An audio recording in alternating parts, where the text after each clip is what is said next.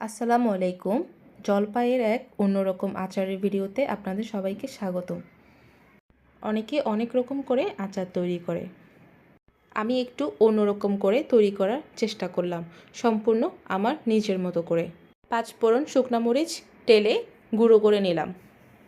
জলপাইগুলো আমি ভিডিওর মতো করে কেটে সুন্দর করে সিদ্ধ করে নিয়েছি, এতে করে জলপাইয়ের ভিতরে সব মশলা ভালোভাবেই ঢুকে। এরপর আমি কড়াইয়ে তেল দিলাম, সরষের তেল ব্যবহার করেছি আমি এখানে। এরপর কিছুটা পাঁচফোড়ন দিলাম, দিয়ে দিলাম শুকনো মরিচ 3 থেকে 4টা। এরপর কিছুটা সময় আমি এগুলো নেড়েচেড়ে ভেজে নেব।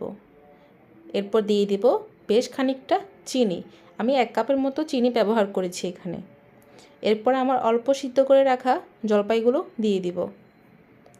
এরপর জলপাইয়ের সাথে ভালোভাবে মশলাগুলো মিশিয়ে নেব। চিনির পানিতে জলপাইগুলো কিছুটা সিদ্ধ হয়ে যাবে। এরপর আমি দিয়ে দিব অল্প করে হলুদের গুঁড়া, দিয়ে দিব বেশ খানিকটা রসুন। আমাদের ফ্যামিলির সবাই আচারের মধ্যে রসুন খেতে খুবই পছন্দ করে। চিনির স্বাদটা আর একটু অন্যরকম করে বাড়ানোর জন্য দিয়ে দিব গুড়। এবার আগে থেকে তেলে রাখা মশলাগুলো দিয়ে দিলাম। বেশ কিছুটা সময় নাড়াচাড়া করে রান্না করলাম। রেডি হয়ে গেল আমার সুস্বাদু জলপাইয়ের আচার। সবাই কিন্তু বাসায় অবশ্যই ট্রাই করবেন সহজ পদ্ধতিতে। আসসালামু আলাইকুম।